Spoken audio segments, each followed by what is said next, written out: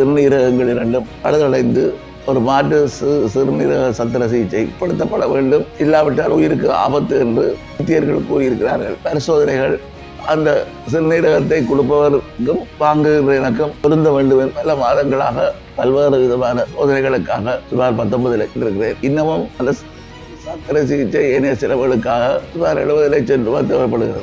மறைந்த நீதவான் தம்பித்துரை அவர்களுடைய மகன் அவர்கள் ஒரு உணர்வாளர். ஈழத்தமிழர்களுடைய பிரச்சனையிலே அவர்களுக்கு சட்டத்தரணியாக வந்து செய்தவர். அவர் தன்னுடைய சொந்த பணத்திலே எனக்கு 10 லட்சம் ரூபாவை அனுப்பியிருந்தார். தேவைப்பட்டால் மேலதிக பணத்தை அனுப்புவோம் என்று சொல்லியிருந்த நேரத்திலே ஒரு துரதிர்ஷ்டமான நிலைமை, அவர் அமெரிக்காவிலே காலமாகிவிட்டார். இவ்வாறான ஒரு சூழல் பின்னணியிலே தான்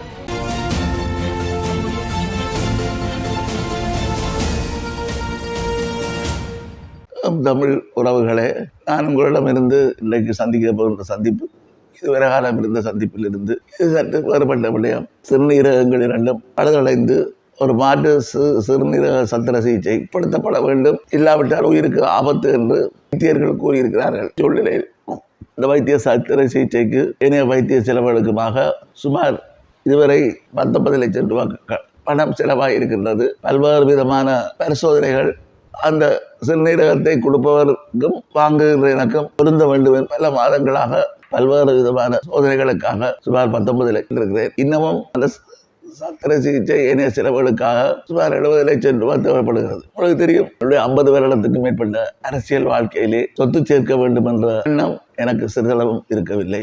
2 தடவைகள் பாராளுமன்ற உறுப்பினராகவும், ஒரு தடவை மாகாண சபை உறுப்பினராகவும், 2வது தடவையும் நகரசபை தலைவராகவும் இருந்து கொண்டு தேர்தல் திணைக்களத்தினுடைய ஆணையாளர் தேர்தலில் போட்டியிடுபவர்கள் சொத்து பிரகடனங்களை கொடுத்த பொழுது அது மூடிய சில்லில் கடித உரையிலே தர வேண்டும், நீங்களே திறந்த அறிவிலே தந்திருக்கிறீர்கள் என்று மஹிந்த தேசப்பிரிய அவர்கள் சொன்ன பொழுது அவருக்கு நான் சொன்னேன், இல்லை இதிலே திறந்த புத்தகம், நீங்கள் இதிலே பார்க்கலாம் என்று பார்த்துவிட்டு தலையிலே கை வைத்தார். 2 தடவைகளில் பாராளுமன்றமாக இருந்து, மாகாண சபை உறுப்பினராக இருந்து, நகரசபை தலைவராக இருந்தேன்.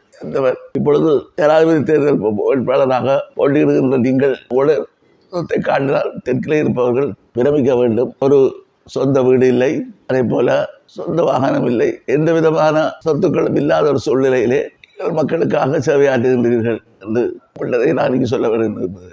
அவை இவ்வாறான சூழ்நிலையிலே இவ்வளவு பெரிய பெருந்தொகையை உறவினர்களோ நண்பர்களோ தரித்து செலவழிப்பதிலே சேர்ப்பதிலே சிரமங்கள் இருக்கின்றன. ஆகவேதான் அது ஒரு திறந்த புத்தகம் போல திறந்த ஒரு அழைப்பை நான் விடுகின்றேன். இப்பொழுது கூட வெளிநாட்டில் இருந்து வந்த ஒரு நண்பர் என்னை சந்தித்து கட்டாயப்படுத்தி தான் 5 லட்சம் ரூபாய் தருவதாகவும், மற்றவர்களிடம் பணத்தை திரண்டுங்கள், தேவைப்பட்டால் நான் மேலதிகமாகவும் தருவதாகவும் கூறிய அடிப்படையிலே தான் இந்த ஊடக சந்திப்பை நடத்துகின்றேன். இன்னொன்று, அந்த 19 லட்சம் ரூபாயே வெளிநாட்டிலே இருந்த மனித உரிமை ஆர்வலராக இருந்த மறைந்த நீதவான் தம்பித்துரை அவர்களுடைய மகன் அவர்கள் ஒரு உணர்வாளர். ஈழத்தமிழர்களுடைய பிரச்சனையிலே சிறு வயதிலேயே தியாகி சிவகுமாருடைய சிலையை திறந்து வைத்தவர், சிறையில் எல்லாம் இருந்தவர், பின்னர் வெளிநாட்டுக்கு தப்பிச் சென்றுதான் அவர்களுக்கு சட்டத்தரணியாக வந்து செய்தவர். அவர் தன்னுடைய சொந்த பணத்திலே எனக்கு 10 லட்சம் ரூபாவை அனுப்பியிருந்தார். தேவைப்பட்டால் மேலதிக பணத்தை அனுப்புவோம் என்று சொல்லியிருந்த நேரத்திலே ஒரு துரதிர்ஷ்டமான நிலைமை, அவர் அமெரிக்காவிலே காலமாகிவிட்டார். இவ்வாறான ஒரு சூழல் பின்னணியிலே தான் இந்த பணத்தை அவரே சொல்லியிருந்தார், தேவைப்பட்டால் அரவாசி பணத்தை நான் தருகிறேன், மீதியை நான் பொறுப்படுத்தி திரட்டி தருகிறேன், நீங்கள் கூச்சப்பட வேண்டாம், இடமில்லை, உயிர் முக்கியமானது, நீங்கள் இதை காலத்தை கடந்து கொண்டு சென்றால் உயிருக்கு ஆபத்தாக இருக்கும். போன்றவர்களுடைய பங்களிப்பு மிகவும் பெருமதியானது. இப்பொழுது கூட இந்த ஆண்டு மட்டுக்கோட்டை தீர்மானம் எடுக்கப்பட்டு 50 வருடங்கள் நினைவுகூரப்படுகின்ற நேரத்திலே அந்த மட்டுக்கோட்டை தீர்மான மாநாட்டிலே கலந்து கொண்டவர் என்ற வகையில் 50 வருடத்துக்கு முன்னர் 1976ஆம் ஆண்டு மாதம் 14ஆம் தேதி ஒரு பேராளராக, இந்த 10 பேராளர்களே ஒருவராக கலந்து கொள்ளவர் என்ற வகையில் சொற்பாளர்களால் இப்படியானவர்கள் இன்னமும் அரசியலில் இருந்து கொண்டிருக்கிறார்கள். அந்த வகையிலே என்னுடைய பங்களிப்பு விடுதலை போராட்டத்திலே சிவாஜிலிங்கம் என்றால் தெரியாதவர்கள் பெருமளவிலே இருக்க முடியாது என்ற அளவுக்கு நான் முடிந்த அளவுக்கு அர்ப்பணிப்பாக நான் என்னுடைய சேவையை ஆற்றி இருக்கின்றேன். ஆகவே நான் உங்களிடமிருந்து மிகவும் உரிமையுடன் மன்றாண்டமாக கேட்டுக்கொள்வது, உங்களால் முடிந்த பணத்தை, அது 50,000 இருக்கலாம், 25,000 இருக்கலாம், 1 லட்சமாக இருக்கலாம், எனது வங்கி கணக்கு இலக்கம், எங்கள் வங்கி கணக்கிலக்கம் 77 46 88 பம்பலப்பட்டி கிளை. இந்த இலக்கத்துக்கு நீங்கள் அனுப்பி வைத்தால் இந்த சத்திர சிகிச்சையை பூரணப்படுத்தி சுகமடைந்து வெளியேற முடியும். அவை இந்த பொருந்துகின்றது என்பது நீண்ட கால போராட்டத்திலே தான் பலருக்கு சாத்தியமாக இருந்தது. வகையில தான் எனக்கு எத்தனையோ பேருடைய பொருந்து சிறுநீரகங்களை பொருத்தி பார்த்து இப்பொழுது பொருந்தி எல்லாத்துக்குமான ஒரு உத்தரவை வைத்தியர்கள் பிறப்பித்திருக்கிறார்கள். அவர்கள் இந்த சத்திர சிகிச்சைக்கு ஆயத்தமாக இருக்கிறார்கள். பணம் தான் ஒரே பிரச்சனை. பணத்தை விரைவிலே கொடுக்காவிட்டால் காலப்போக்கிலே இது என்ன வடிவ எடுக்கும் என்று சொல்ல முடியாது.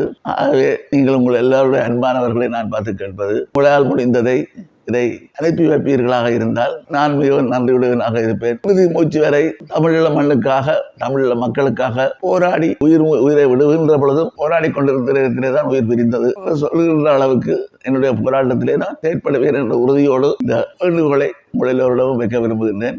இதிலே இப்பொழுது கடந்த 2 மாதங்களாக ஒரு மன போராட்டத்தின் சந்தியிலே தான் பொது விட முடியுமா, பணத்தை திரட்ட முடியுமா, இது நல்லா இருக்குமா இல்லையா என்று வழிகளை யோசித்தும் எதுவும் சாத்தியமில்லாத சூழ்நிலையிலே தான் இந்த முடிவை யோசனையை ஏற்றுக்கொண்டு அந்த வகையிலே விமர்சனங்கள் பலரெல்லாம் போகலாம். ஆனால் என்னை பொறுத்தவரை என்னுடைய உயிர் மிஞ்சி இருப்பதே இனத்துடைய விடுதலை போராட்டத்துக்கு தான். எனக்கு வேறு எந்த விதமான நிகழ்ச்சி நிகழவில்லை.